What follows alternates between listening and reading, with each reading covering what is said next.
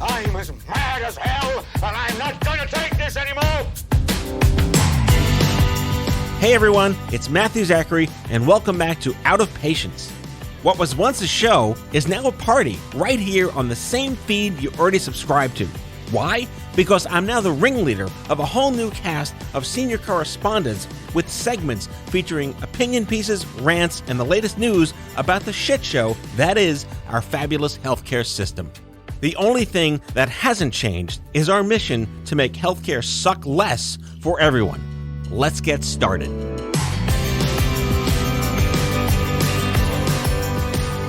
Welcome back, friends. Larry Reinus joins me today, live in studio. He describes himself as an enemy of the status quo. This guy had me at hello. He's a long-term survivor of a very rare condition that has lots of syllables that you'll learn about during the show, Polycythemia. His humble beginnings began as a paperboy in the 1970s and 80s, much like the video game we all remember in the malls we grew up in. 8-bit looks so good when you're falling off a bike getting hit by a stick.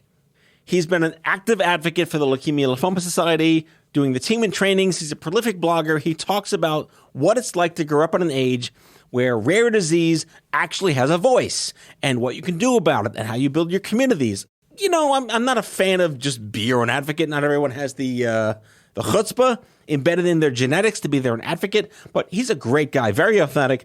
On the business side, he's the managing partner of something called the Alternative Board, which helps forward-thinking business owners grow their businesses. It's good stuff, but it's all connected to his humanity, his experience, and his leadership as a patient advocate over the last 30 years. Ladies and gentlemen, Larry Reine. I'm never angry. What are you, the anti-Hulk? I am the anti-Hulk. How do you stay not angry? There's so many things to be angry about. Of course there are, and that's why I'm 62 and don't look it. Is it true, though? Like, the older you get, I mean, I'm 48, and I can appreciate a version of what I'm about to say, which is the less fucks you give, the older you get. The less fucks you give. Yeah, if you just never sweat the small stuff, you're in great shape. But you don't know how to do that at 22 years old. Yeah, I actually compartmentalize. That was one of my gifts, is getting compartmentalization down pat. So things could happen, and you don't have to own them. And you can compartmentalize it away from your next activity. So we're going to talk about you living with a rare condition from 26 years ago? 1995. What's right, that? that's 27 years ago? Yeah. Wait, how old were you then? 1960, so that makes me 35. Okay, so let's talk about, were you already in a pre-no fucks to give space in your life and business at that point, or did it accelerate your no fucks to give? No, it accelerated my I don't give, yeah. It totally did. Right. There's no question. So, I mean, this is really important. When healthcare falls on you, right, did you do anything wrong? No, of course not. Right, no, you just wonder, why me? What happened? Not me. That'll teach you to roll around in raw sewage as a kid. Which we all did in the 80s, right? Raw sewage for everyone. In the 60s, I drank out of water fountain in Central Park. I love this part of my show where we go back to like, well, we didn't die when we had no bike helmets and car seats. That's true. How do we make it? How did anyone live past 1980? Agreed. That's brilliant, isn't it? It's true. Where'd you grow up? New York City and then Long Island. Born and raised. All right, so Long Island, Nassau or Suffolk? Nassau. All right, that's a better answer. Great Neck, New York. Better answer. That's it. You're not going out to the fishtail. No, I'm not. We're not even close. It was still a city boy, right? That's right. When you're there, you go into Met games, take the 7 train. Do you still call it Shea Stadium? Because I refuse to call it Citi Field. Yes, it is. Sorry. It's Shea forever. It's Shea. And it's there. It's in the same spot. So I don't know why they would even change the name. It's like when my dad comes back to visit Brooklyn, Ebbets Field, it's like a little triangle on a sidewalk now, right. But it'll always be Ebbets Field. Right, agreed. Ebbets Apartments, whatever the hell it is. I know. I was here. When they talked about moving the garden, I got upset because the garden is the garden. Yeah, I'm surprised that they didn't move it. Yeah, that was just political, I think. Yeah. By nature. So as life goes on, things become old and new. We just deal with it, right? So I feel like, what were the 60s like? No, I'm totally kidding. I mean, this show is all about obviously consumer healthcare, protection, and some of the, I mean, we're recording this at a time where the country's falling apart. We always talk about the nostalgic aspects of healthcare when you kind of just died of things and now you kind of live with things. Right. No, it's better problems to have. It's really true. It is a big thing. First of all, what were you diagnosed with, and was it life-threatening? It's called it's a myeloproliferative disorder. That's a lot of syllables. Say that again. Myeloproliferative disorder. So, myeloproliferative? That's correct. Like prolific? Yes. So I don't want a disease that's prolific. No, you don't. Actually, who named that? It's called Polycythemia Vera. There are a couple of different angles of MPNs, and it is proliferative because I make too much blood components, right? So my white cells, my red cells, and my platelets are too great. So we have to slow down the production. And see, if you were the Hulk, you'd be fine. I would be great. I was a cyclist, and I always said to Lance Armstrong, I can give you my blood, and that's blood doping. It's sort of funny in some way. Did you know him? I knew him. No, I didn't know him, but I was a cyclist, so of course I knew of him. Did you do anything for Livestrong? I see you're doing stuff for Leukemia Lymphoma Society. Oh, no, because I did it for LLS and Team in Training, and it was a wonderful experience to just get together with a group of people and raise funds for disorders. Ironically, it didn't really hit polycythemia because that's an orphan disease. Right. So the money never got there, and my hematologist always said, why don't you help out the MPNs? What do something at least. I'm going, well, this is organized. You bring money into the cause, and I do believe that if you do cure some form of cancer, other forms are also taken care of at the same time. Well, we're going to get to something that might blow your mind because like the next 5 years of like treatment for rare diseases is like Star Trek shit. It's crazy Star Trek shit. I want to get your thoughts on in the second half of the show. Cool. So you're in your mid-30s. Family? A wife and 2 children. And how was this manifested? Like, did your head fall off one day? No, it was worse. It was actually my hands and my feet were always swollen, and I got to the point of extraordinary pain. And they said, "Oh, well, you have gout because your feet hurt." And I literally, at some point, I took my shoes and I cut off the toes of my shoes, and I walked around without shoes that had no toes in it to hopefully stop the pain. And the pain never stopped. And I went to all these different doctors, one after another, and then someone said, why don't you just see a hematologist? Did you ask what the hell's a hematologist? Yeah, well, at that point, of course. I was 35. I'm perfectly healthy as far as I knew. And I went and I ended up with Dr. Jacob Brand at Mount Sinai. And he came and saw me. He just looked at my blood tests and he said, you have a myeloproliferative disorder. Myeloproliferative. He said it really slow. And he handed me a brochure and he said, this is what you have. And that's 9 syllable. It could be. I don't know how many. That's not even. That's directly proportional to severity. So, and I said, well, what does it? He goes, well, you're creating too many blood cells, and luckily we can control it. And obviously, like anything, your mind goes, what does that mean? And I think I walked out of the first meeting saying, oh, I have a myeloproliferative disorder, and I have a brochure. How bad could it be? Welcome to what's the NPN? Welcome to NPN brochure.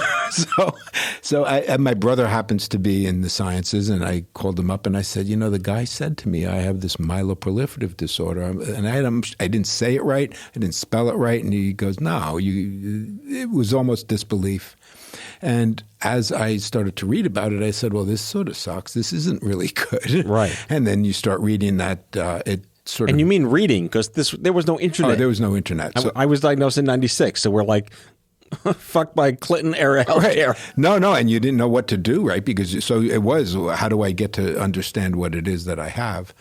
And he was like, oh, I came in for the treatment's easy. It's really not that big of a deal. And, you read about it. And what did I read? That most people live 3 to 5 years. And I might call my brother and say, okay, this isn't just something. This is bullshit, right? Yeah, this got real fast. And he's going, well, yeah, but you're 35 and most people that get it are 60. And I'm saying, I don't need to be part of the lucky sperm club. But how does that help you in any way? Right. That's not data I need right now. Well, so the thought was, and the way it was, he explained it to me, which made me feel better momentarily, was they died probably from other things as well because they were old. And now that that I'm 62. I'm not buying any of it. Wait, have you outlasted the people he thought was dead by the time you were diagnosed? Well, it turns out that people who have it, their bone marrow, they have other afflictions that happen, and so I've outlasted a lot, but treatment helps, right? You just follow the treatment, and the one thing that I learned early on, aside from reading, is just manage it. Mm-hmm.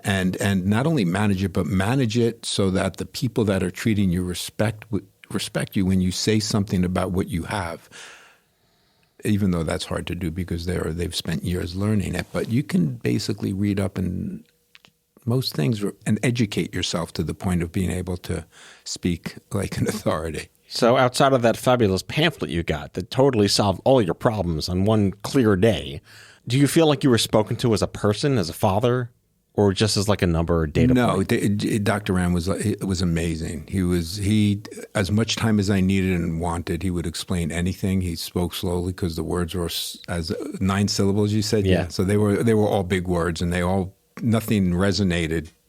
And the more you read about it, the worse it could seem. And he sort of kept it on a very real level, saying, right now you have nothing to worry about. And we're going to put you on 1 baby aspirin every day to solve your problems. That was it?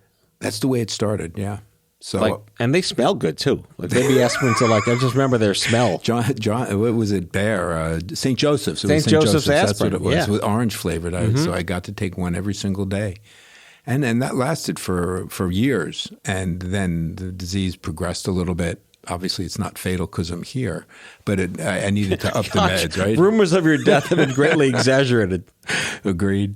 So as it progressed and things got a little more dire, I had to just up the meds and get into real medication. Is it genetic? Is this something you can pass down? No. Well, that's good. No, this is what I call it the Lucky Sperm Club. I was born with it, and I got the one that, and you're going to die with it. Yeah, and I will die with it. Hopefully not from it, but with it. Right, exactly, and hopefully in 30 years. And amen. So you're living with this through your 30s and 40s. Yes. And did it influence your perspective on your work?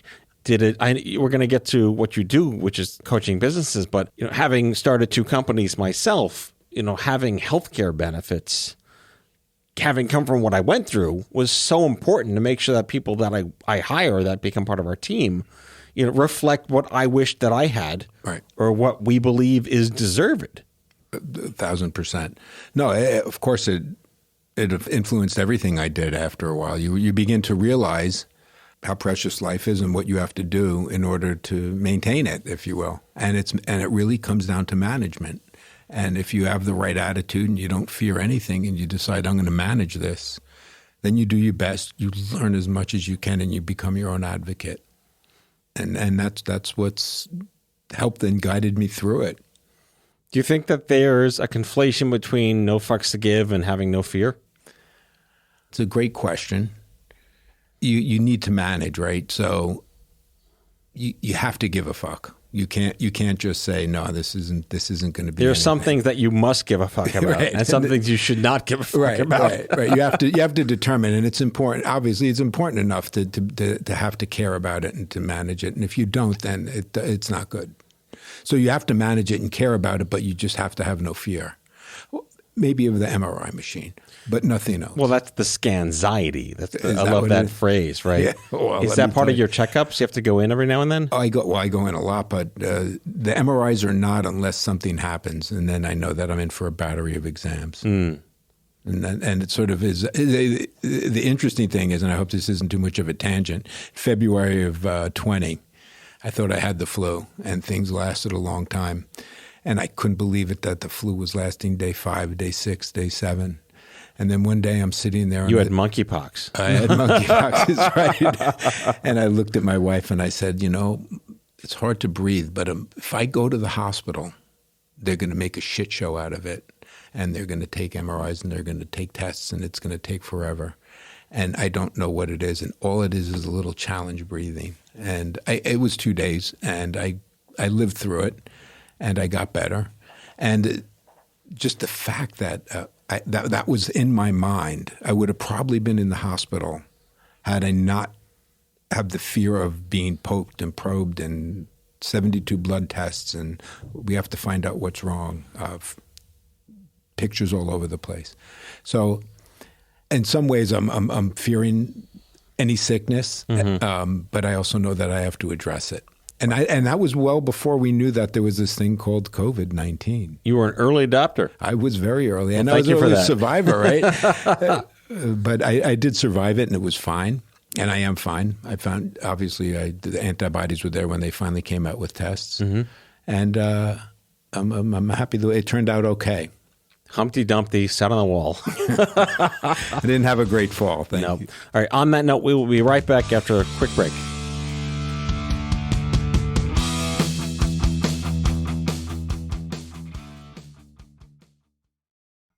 Has your chronic illness made it difficult to continue working in the traditional way?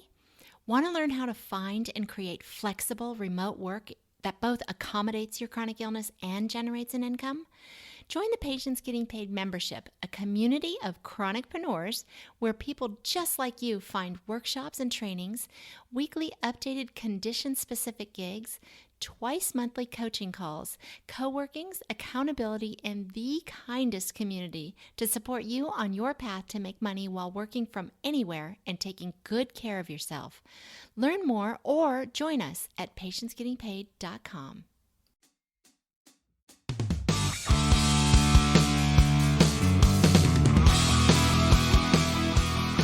I've been meeting a lot of people in recent months who never realized that that's what they had before we knew what it was. Right. And you recovered.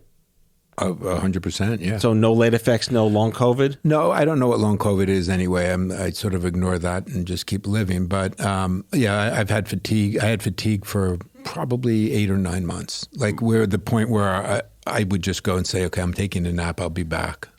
But that's the extent. But I mean, you've been at this for 27 years. You know your body by now. Yeah. But you don't know the fatigue. You don't know. So the negative about being at this for 27 years is that you think a lot when something happens, right? Here you have some anomaly go on, a malady go on, right? I'm really, really tired. I'm really, really tired a lot. So what does that mean? Does that mean my blood's getting thicker? Does that mean my blood's getting thinner? Does that mean that my bone marrow is giving? You don't know, and you have to look and see. And those are moments. There are real moments when you just sit and say, "Okay, so what is this? Where did this come from?" I have a lot of friends who've survived hematologic disorders, and there's a lot of odd parallels to brain cancer because it's invisible. Yeah. You can't. Your blood is in charge of you. You can't see it. There's nothing you do about it. It's not like you can see breast cancer and remove something. There's no part of that you can get rid of. Right. No, and well, I do get rid of it by the drugs, right? So the myeloproliferative is too many, and the medication does get rid of it. That the biggest concern is, will my bone marrow give out, right? But I don't live thinking about it one day, to be honest. Right. Well, I mean, this is like, what's the point of living in fear if it's something you can't necessarily control the entirety of? Right.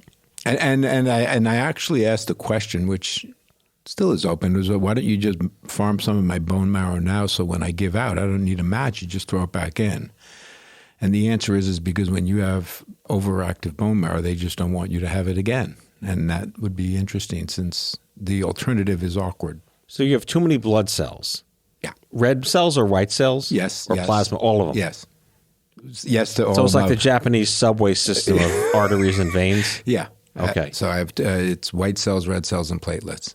So help me understand. So that makes it thicker? Yeah. Sludge. Okay. So it predisposes you to clots? I have a couple clots. Okay.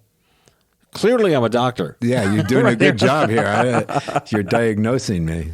Have you ever gone in for like stents or things like that? No, so that you don't know where it's going to happen. So I would travel. I was in the footwear industry, and I traveled to Asia. I spent a lot of time in China. Wait, you in the footwear industry after chopping off the front of your foot? After the shoes, the Was shoes. that before or after? I wanted to chop off my foot because the pain was excruciating.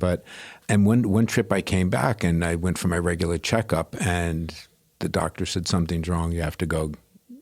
And We went. I guess they did not an X-ray of maybe an X-ray of my stomach, and they saw a clot. It's called Budd-Chiari disease. Wait, more acronyms. More syllables? More syllables. Budd-Chiari. Budd, B-U-D-D. Okay. Chiari. C-H-A-R. You're full of these words today. Dude, listen, do you have people walk in with simple things? Hi, my arm hurts. No, you have to leave now. That's not severe enough. Get out of here, healthy person. Yeah, so no one. It is what it is, right? So I had a blood clot. I didn't know what it was. My liver was swollen. I didn't know my liver was swollen. My spleen is swollen. Oh my God, my spleen is swollen. So I live with a little bit of an enlarged liver and a little bit of an enlarged spleen. You have like an extraordinarily supportive family, I hope. Everyone. Couldn't. Yeah. They stuck with you. The whole time. They're still there. They have no choice, right? But yeah, no, my brothers are just absolutely wonderful. My sisters, my wife, kids, absolutely good. My dad's kind of theory of life through aging was that the ideal secret is to clean up nice, try to make it look good, but never look under the hood. What's under your hood? We know.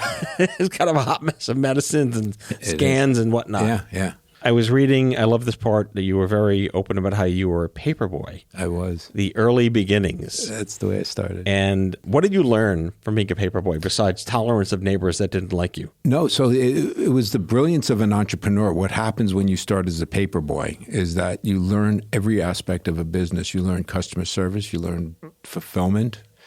How to ride a bike? I couldn't ride a bike because I had too many papers. I had to use a shopping cart. No way. 115 papers at one point. Wait, so you pushed like a Walbaum's Pathmark shopping cart around your neighborhood every day? Yeah, it was like a granny cart is what it was. You fit hundreds of newspapers in a granny cart? You could fit it right up to the top. So you learn like spatial orientation too? Yeah, you also learn that on Thursday when you get the Sunday paper, you start delivering it to those that ordered the Sunday paper. We did that. The Sunday Times we would pick up on like Saturday afternoon. That's correct. Yeah. No, but there was a magazine section, and there were a couple of sections you'd get early. And the rest would come. Yeah, and then if you tried to do it all on a Sunday, the Sunday paper was too big. You learn supply demand. You learn like economics because you're getting tips and collecting. Well, you're collecting, so your accounts payable, your accounts receivable, because you have to pay the guy. You're receivable for collecting money. You knew that you had to provide good service to get tips.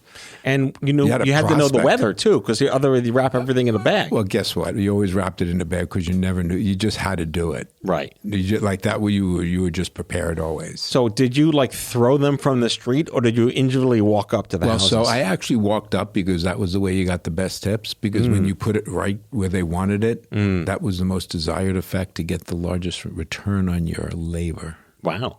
So really, you were 13, 14? I must have been 12, 13, 14. I don't know when you were allowed to. I think you had to get working papers back then. I had working. Do you remember that? Yes. The little green card that. Mm-hmm. My first job, I was a busboy, and it was terrible. It was just like absolutely terrible, but it taught me a lot about being nice to people and. Hey, I need water. Like, okay, you're rude, but I will be nice and come over and give you water. Here you go, sir. Have a nice meal. But then my career took a strange twist, which I've talked about every now and then. I was playing piano at the time. I was getting lessons and getting classical, jazz, whatever. And I got hired at like one of the old school like mafia speakeasy restaurant lounge bars underground on the island. Oh, brilliant. And I played piano like for the Goodfellas for like 2.5 years straight. And you really needed to have a level of cultural decorum at that place because they also tended bar at like 15 years old. I learned how to roll Cubans because the bartender Rico was from Puerto Rico. He taught me everything I know. And I learned how to make like raw egg Caesar salad at the table. Oh, that's brilliant. Those are real great, interesting skills to have at 16 years old. Makes a paperboy look like an amateur. The mink stalls were coming in. I had this oversized brandy snifter on the grand piano. I mean, out of fiction came fact. Right, there's ridiculousness. But there's something to be said for having like retail customer experience at a young age. Oh, it was a full experience. It was supply side and demand side. And it was, you had to sell. You had to do, you just did everything. So talk me through how you got from Paperboy to what you're doing today. So I guess... Minus the shoe business. No, well, but the shoe business was real, right? That was part of it. I think I figured that earning money you could create, right? If you create something, you could earn. And so I had owned businesses and operated businesses for basically my whole life. It started as a paperboy. I had the local snack bar. Cool. It was a snack bar and pro shop at the ice skating rink / pool in Great Neck. And I did that for about 3 years. And I had 17 people working for me. They were kids. And I had to just manage a staff. I had to, again, do the purchasing, do the selling, do the whole 9 yards. And I got very interested in business. And I ended up in the footwear industry. I got married, and my wife's family was in the industry. And they said, forget the snack bar. Come with us. We'd love to have you in our footwear business. So I did join the footwear business, and they really, what I thought was a disservice, did me a service by saying, start in the warehouse and throw the cartons around and then look at all the return shoes that come back to see what's wrong with them. And they sent me through every single department that there was in the company at the lowest possible level. Does that happen anymore? I think so, actually. There are some wise people out there still that say, if you want to learn how to do it, start at the bottom and learn how they do these things. So when you're at the top, you know what it takes to get the job done. And that's sort of what I learned. And that's how I'm a people person. So I'm able to, I talk with people and I relate very well with people. People relate well with me. So I get to speak to people in a great way while understanding what they're going through in business mostly and personally as well. And it makes it easy to be able to do what I'm doing today, which is coaching and mentoring people through their challenges and opportunities. I've been there. I've been through a lot of things when business is fantastic. When the government wants to shut down in 1992 or 93, Bill Clinton was going to sanction China, and there was going to be dumping duties abound, and God, the world was turning upside down for us in the shoe company. And so you learn to deal with whatever's thrown at you, you can throw something back, and you learn how to deal with it and cope with it. And it's generally through people skills, and it's generally through your mindset. It's not done through knowledge as much as it is making sure that you have the proper perspective of what you're doing. I think we've lost the art of people skills in the next generation. I don't want to paint a broad brush, but I see the way my children are getting taught in schools. I see the curricula that we used to have in the 80s and 90s. We had home economics and communication courses, and they're just not teaching that the way they used to anymore. How do you feel about that? Oh, I'm very active. I actually ran for school board this year to see if I could make a difference in what's happening with the curriculum and with the policy and everything. And, I truly believe that in education and that you have to teach kids how to do it. The participation trophies don't work. And what works is that when you put kids out there and you actually go to the basics, and they have to learn the basics. And I think some of it's been lost. And what's not been lost, it's been politicized. And we're not doing our next generation any good. I used to work for a nonprofit I founded called Stupid Cancer. And after 16, 15 years, it was massively successful. It took 15 years and 4 failures before it. And do you feel it's fair to say that most people don't realize that there are so many sedimentary layers beneath what they perceive as success? Oh, no, I don't think anyone sees it. They just see the glory. Mm-hmm. They don't see the work and what happens. I mean, so my kids are swimmers. I was a swimmer. And after Mike Phelps' last Olympics, he had a commercial with Under Armour that showed him working out and what he did. And it was 1 minute and 30 seconds. I'm getting chills talking about it, but it was the most emotional thing you can see, where he showed what it takes. And what he didn't just go out there and swim fast and win. It took forever. It took practice after practice and throwing up and whatever the challenges were, he had to face them. And when the commercial ended, it said, "It's what you do in the dark that makes you shine in the light." Wow. Yeah. Right? It's what you do in the dark that makes you shine in the light. You have to watch the commercial, because when you watch a commercial, tears came to our eyes. Of course, we're a swimming family, and we're very involved in swimming. And my kids follow Michael and whatever's happening in swimming today. So it was. But that speaks to self-advocacy as well. Wow. We talk about how not everyone has born with the chutzpah to be their own advocate, and learning what that means and understanding you have the power to challenge authority, to ask for that second opinion, to just to clap back a little bit. People have to figure that out when they're not at the doctor's, when they're not facing a health crisis, or when they're coming out of the aftermath of something that dropped on them. That's the dark times. You have an opportunity to find, you mentioned this before, this community of people who are like-minded. It's tribalism for the right reasons. Mm-hmm. We're going to wrap up in a few minutes, but I really do want to lean into your perspective on, have you interacted with other people with this condition? How has serving the LLS community and the team and training model helped you become an advocate for others? How do you become an advocate for others? You just have to share with others. That's exactly what we're talking about. You have to be your own advocate. You have to go out there and do things. You obviously remember everyone who's been harmed by the disease, and you help everyone whom you can. But you do it by knowing it takes you to learn how to do it. There are layers underneath, and you have to work within those layers. You have to do it in the dark. You do have to learn about as much as you can to be your own advocate. I'm not scared to question any doctor on anything, because now I know that there are people like we are, and sometimes when we're reading stuff and we just read and read and read, you might know something or not know something, or just make them question to think a little deeper about what it is that's the next best step. Well, I know what we're not going to call this episode Do It in the Dark, because that'll be gravely misconstrued by our listeners. But I think it is the theme of our conversation today. Yeah. All right. Larry Reinus is the founding member of the Aaron Myer Consulting Group. Yes. And a rare disease advocate. I'm going to try to pronounce it myself. Here, let's see if I've learned something today. Progressive Myeloproliferative Neoplasm. Well, no, Myelopoliferative Disorder.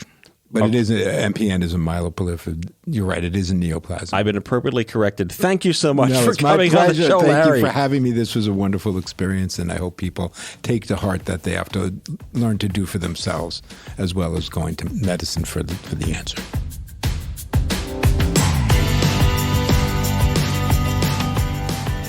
Out of Patients with Matthew Zachary is an OffScrip Health production. The executive producers are Matthew Zachary and Andrew McDowell. Our senior producer is Sarah Rosa Davies. It's mixed and edited by Sarah Rosa Davies and Kyle Moore. Special thanks to Brianna Seeley for added support. If you like the show, ratings and reviews are always welcome. Leave us a message anytime at 855-AUDIO-66. That's 855-AUDIO-66 to share your healthcare shitness with us, and we might just play them on the air on a future episode. For more information about this show and OffScrip Health, visit offscrip.com. That's offscrip, no T.com.